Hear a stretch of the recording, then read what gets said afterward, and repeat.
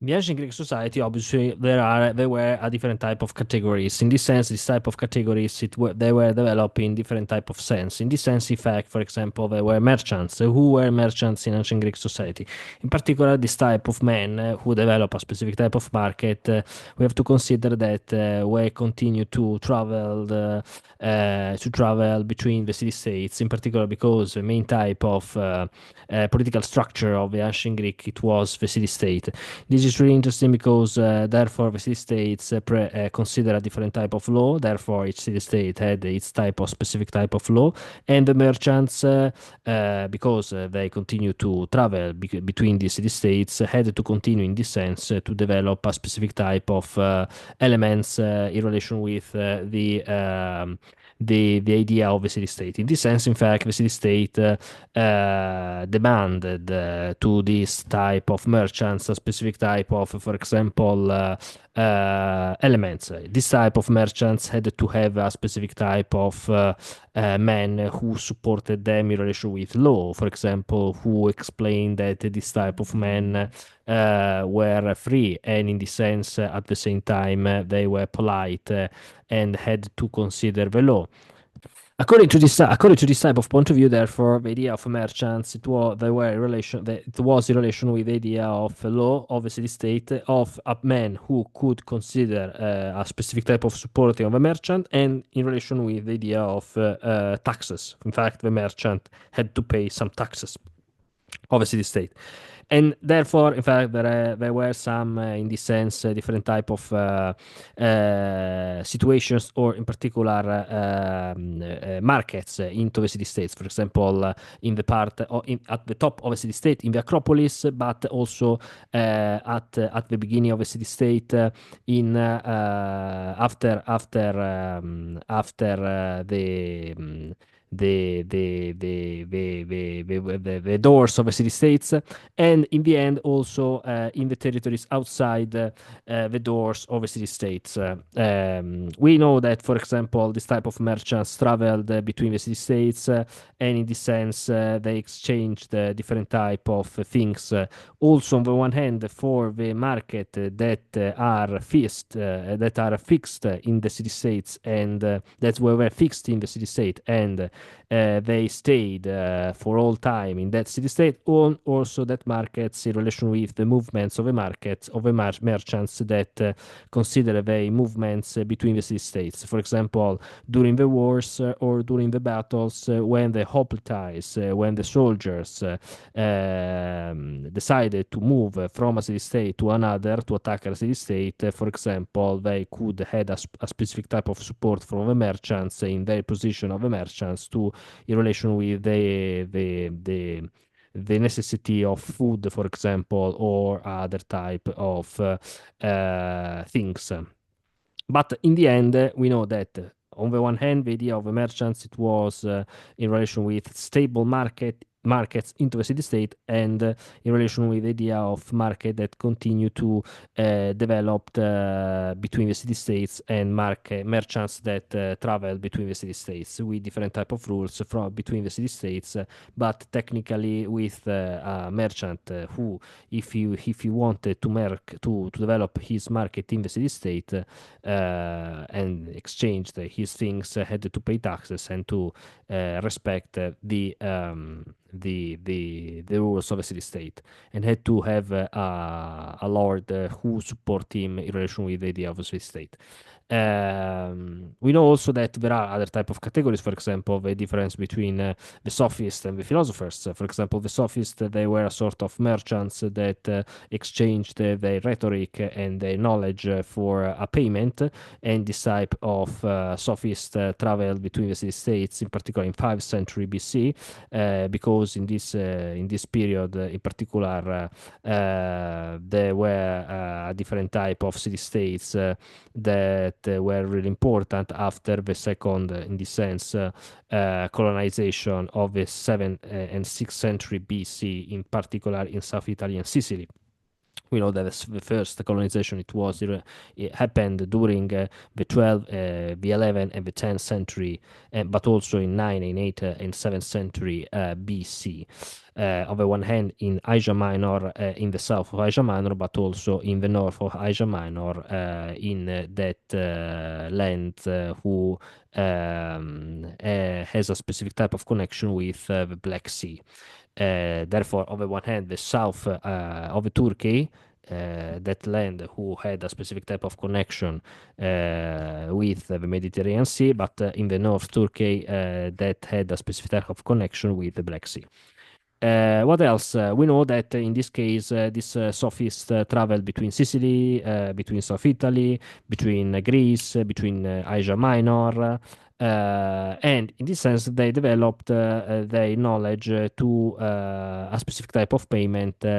In this sense, they explained, they teached to the sons of aristocrats their knowledge, their rhetoric, in exchange for a payment. And therefore, this it was a political type of connection because the aristocrats wanted that their sons had a specific type of education in rhetoric and in persuasion to persuade the assemble to persuade the politics of a city state. Therefore, the sophists entered in this type of politics because they had this type of knowledge, and therefore the aristocrats paid the sophists because they wanted the sophists teach to their sons the rhetoric, for example, and the persuasion. In this sense, therefore, when the sons of aristocrats had learned this type of skills, they could use these skills to influence the politics of their city-state and therefore to maintain the power of these city-states and create a specific type of competition between other type of aristocrats to maintain the politics of a city-state. On the other hand, in ancient Greeks was born in this period, in the period of sophists, according to Plato, in this sense, that create this philosophy according to this type of point of view. The philosophy was born the philosophy that, according to Plato, the philosopher who developed, who created the idea of philosophy, and after Plato, Aristotle, the philosophy it was the type of subject that tried to develop a specific type of opposition against the idea of sophism. In what sense? In this sense, the philosophy, according to Plato, and Plato used Socrates to explain this, philosophy had to follow and has to follow the scientific method. Therefore, we have to consider the premises, the conclusions, we have to consider the facts, and we have to put the facts in the premises and the conclusions to develop, on the one hand, a specific type of truth in relation with what we see. On the other hand, we have to consider and explain a specific type of argument that it is a good argument, therefore a valid argument. Therefore, according to Plato and according to Aristotle, that follow Plato, on the one hand, the idea of the sentence that it could be true or false, and on the other hand, the idea of the valid or the invalid argument. This type of method, the logical and scientific methodology, it was used by the philosophy or by the philosophers, by the philosophy to develop a specific type of criticism against the sophism. In fact, the sophists wanted in particular influence with the persuasion the sons of aristocrats to teach to themselves to them how to use the persuasion to persuade the politics. But this type of argument it wasn't necessary in connection with facts and good and valid argument. The facts. According to Plato, instead, we can use also the rhetoric if we want to use a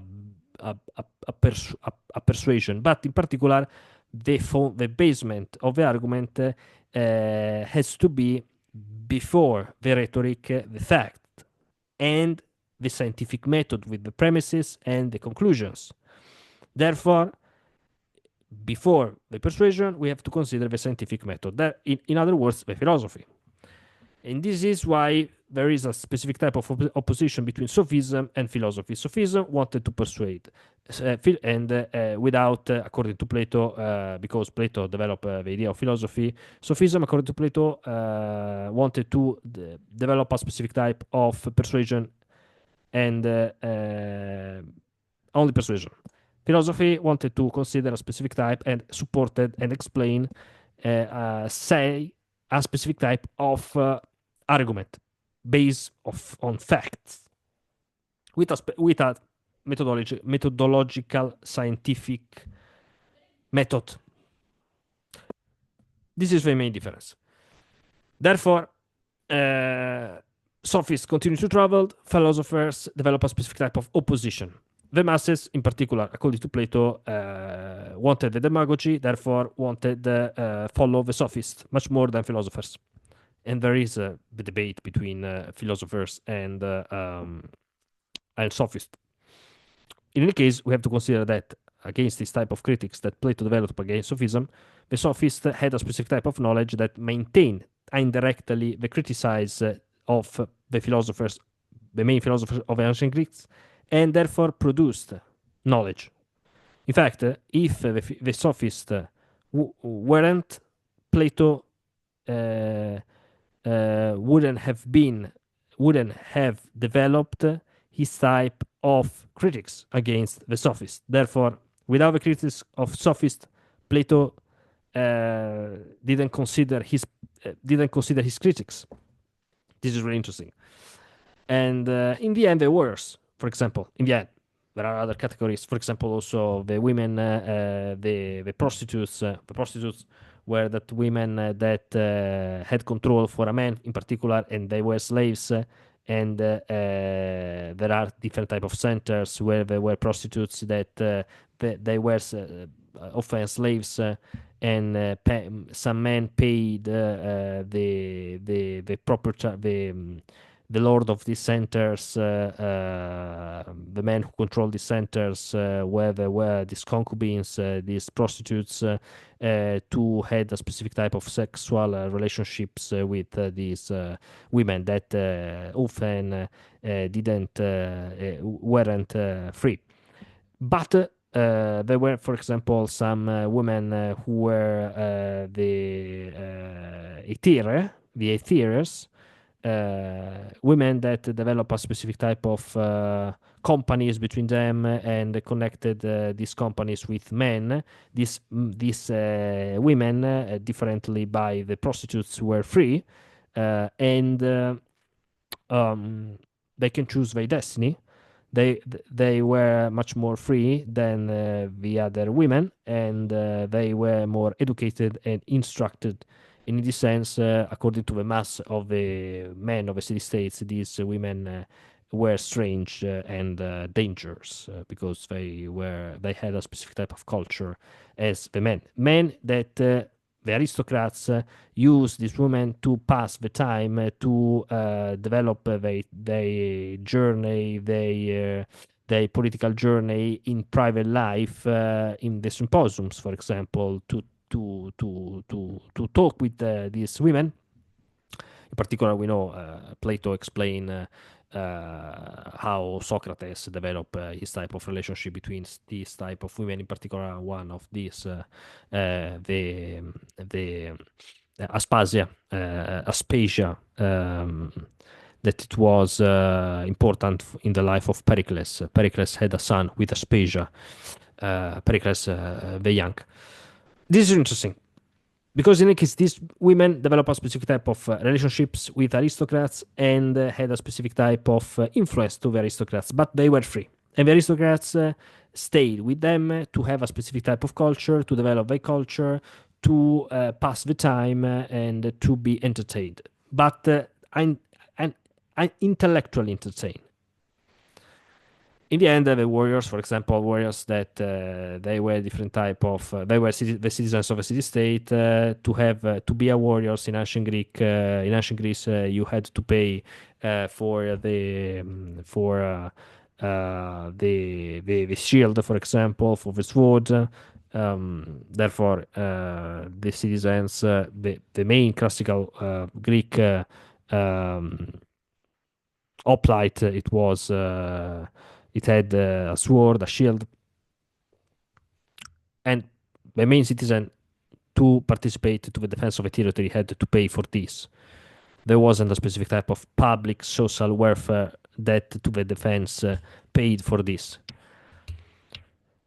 In Sparta, therefore, the classical warrior, it was the citizen that it was, for example, a lord of a property or a normal man that pay that could have a specific type of property to pay these the shields, the swords, and when the wars stopped his activities, his normal activities to work of work and passing through the war. In Sparta, this was different because the Spartans, the aristocrats, differently by the other citizens of the city state, by the other citizens of the city state, continue to develop their training with the slaves, the ilots that continue to cultivate to support economically the Spartans. Therefore, the slaves who supported economically the Spartans, the Spartans that continue to develop their training to have a specific type of military skills. Therefore, these were the soldiers in ancient Greece. Bye.